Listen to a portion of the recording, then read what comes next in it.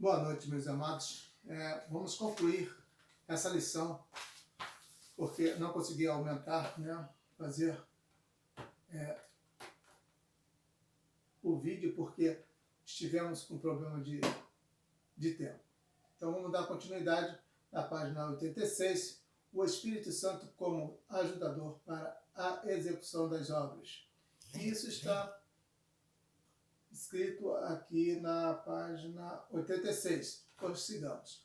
A promessa de Jesus revela o ministério do Espírito Santo como o ajudador, proprietário do corpo e intérprete das diretrizes divinas. O vínculo principal do nosso amor para com Cristo é a obediência. É neste contexto de amor a Deus, em obediência, que é feita a promessa do Espírito Santo.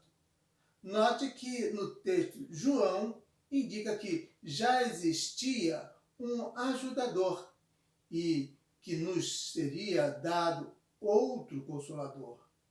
Então, observa em João 15, 21, 22, 21 e 23, vejamos nos versículos de João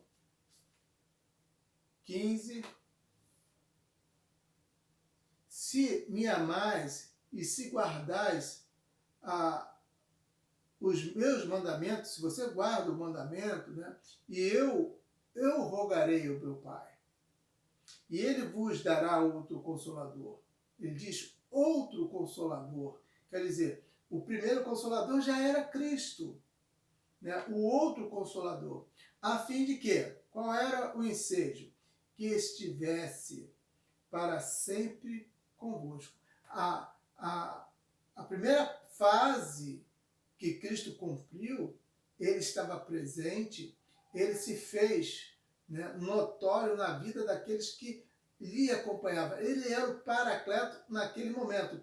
E depois, quando veio com a morte e a ressurreição de Cristo, sucedeu então o nosso outro Paracleto, que é o Espírito Santo de Deus, que nos acompanharia até a consumação dos séculos. Eles acompanharam os apóstolos, os primeiros cristãos, até os primeiros mártires, e assim foi sucedendo na história, chegando até nós. Ele não nos abandonou. Onde tiver 2 ou 3 reunidos em meu nome, ele estaria presente. Há 2 palavras gregas que significam o outro, héteros e alos. A primeira indica outro semelhante, ou porém diferente. E a segunda, usada no verso 16, indica plena igualdade em essência e poder. Olha só, está informando que Jesus Cristo e o Espírito Santo está de pé de igualdade. É Deus. Deus Pai, Deus Filho e Deus Espírito Santo.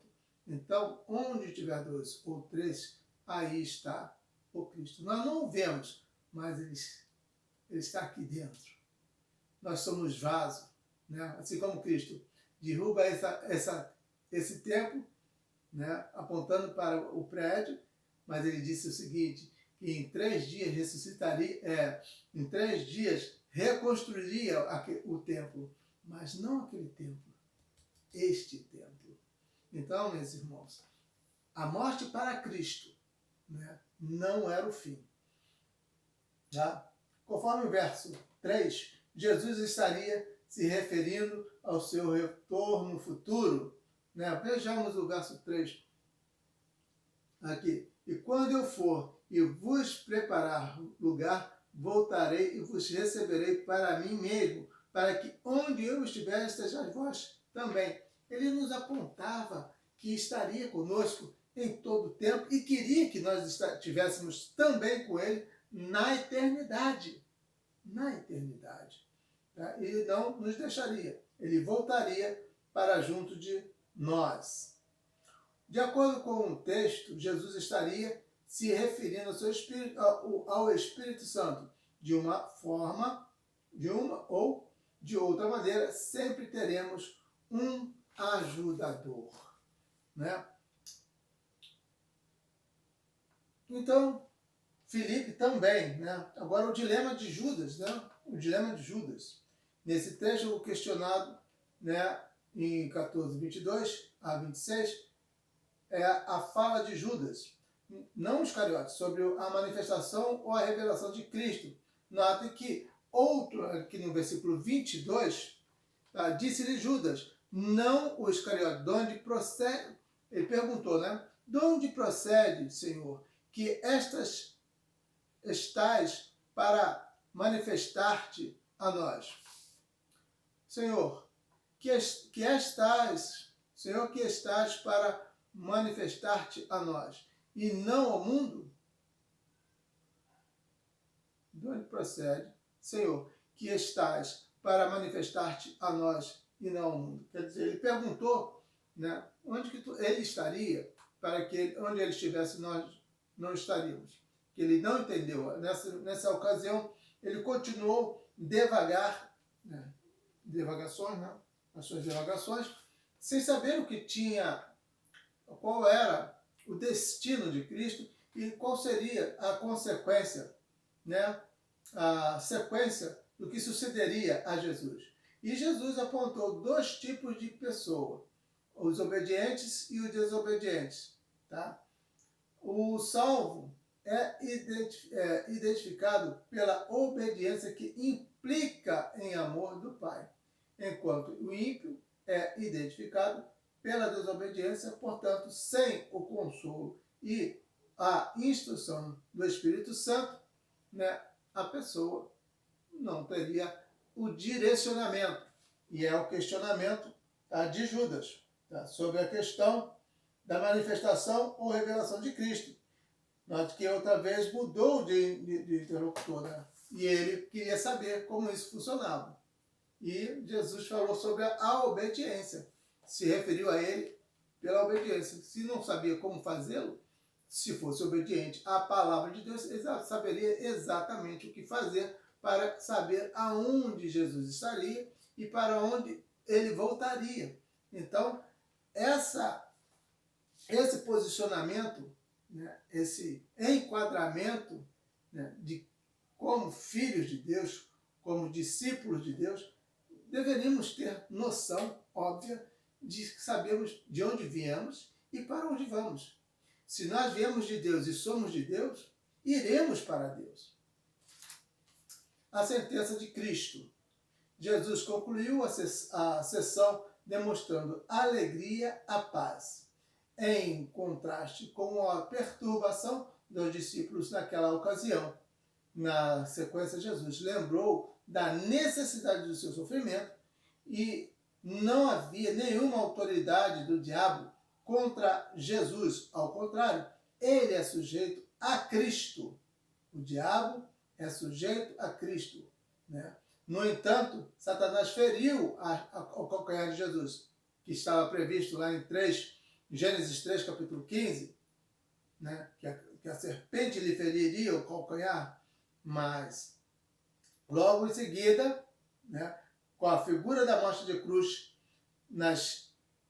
teria a sua cabeça esmagada, né? E isso simboliza a vitória de Cristo sobre a morte na cruz, com a ressurreição de Cristo. E ele estaria conosco novamente, está conosco novamente. E ele provou isso, estar com os discípulos, que os discípulos um pouco não veria, conforme ele falava, conversou em outra oportunidade, que Jesus estava explicando para eles que um momento ele não veria e depois, em um outro momento, eles tornariam a ver Jesus. E é exatamente isso. Ele passaria pela morte de cruz e retornaria na sua ressurreição. E era este consolo que ele estava levando aos seus discípulos. Aquele que estava para morrer, né? Aquele que estava para passar pela morte, né? Ele que estava dando consolo. Hoje, quando nós tivemos as pessoas passando uma certa dificuldade, que vai passar, né, nosso ente querido né? Não é bom, né? Nós falamos assim, mas nós sentimos em nossos corações que ao passar pela morte não existe palavras de consolo para aquele que está perdendo seu ente querido, aquele a quem ama. Mas Jesus, ele tinha solução para a morte. Dizem que quando chega a morte não há solução. Sim, Jesus deu solução à morte. Jesus venceu a morte. Nós venceremos a morte. Nós passaremos da morte para a vida, né? A morte de Jesus é a maior figura do amor de Cristo pelo Pai. Ele suportou tudo. E a nossa demonstração de amor a Cristo e ao Pai também, nós não negarmos Ele em circunstância alguma, nem que tenha que morrer. Conforme diz Pedro, né, naquela situação difícil, ele chegou e negou, né? Mas nós não podemos negar. Porque a nossa salvação está em nós proclamarmos aquilo em que nós cremos. Nós cremos em Cristo Jesus, nosso Senhor. Por isso, devemos, né, louvá-lo em todo o tempo e, né, aceitar, né, as suas admoestações a todo tempo e com carinho, com amor. A conclusão, então. Aprendemos como a separação entre pessoas que se amam geram vários dilemas. Né? Nosso coração se quebranta e nós não temos resposta para tudo. Mas Jesus deu resposta com a sua ressurreição. Nós também vimos como as palavras de Cristo e o auxílio do Espírito Santo são suficientes para transformar os corações aflitos em corações alegres e dispostos a servir até o final. E é assim que nós terminamos a nossa aula neste dia, né? Agora eu terminei à noite, mas esse dia é um dia de agradecimento a Deus, porque nós estamos superando todas as nossas dificuldades, porque estamos na presença do Mestre e Ele há de abençoar a cada um de nós. Oremos para terminar esta aula. Pai eterno, nós te agradecemos pela tua grandeza, pela tua misericórdia, pelo teu amor, Pai, por nos dar, Senhor Deus, esse momento de oração, um momento de aprendizado, que tu sempre estás conosco, seja em que momento for da vida. Mas tu nos dá a garantia, assim como tu garantiu na tua ressurreição, Pai, mostrando-te, Senhor Deus, presente, vivo, eficaz, com teu amor, teu carinho, consolando os seus discípulos. Assim também, Senhor Deus, tu nos consola nos dias de hoje. Tu nos dá essa certeza, a convicção de que nós somos teus filhos e também ressuscitaremos contigo na glória. Ou o Senhor vem buscar a tua igreja, que somos nós que te servimos e te louvamos com as nossas vidas. E te agradecemos no nome de Jesus Cristo, não só hoje, mas eternamente e sempre. Amém. Deus abençoe a todos os irmãos. Até a próxima aula. Fique com Deus.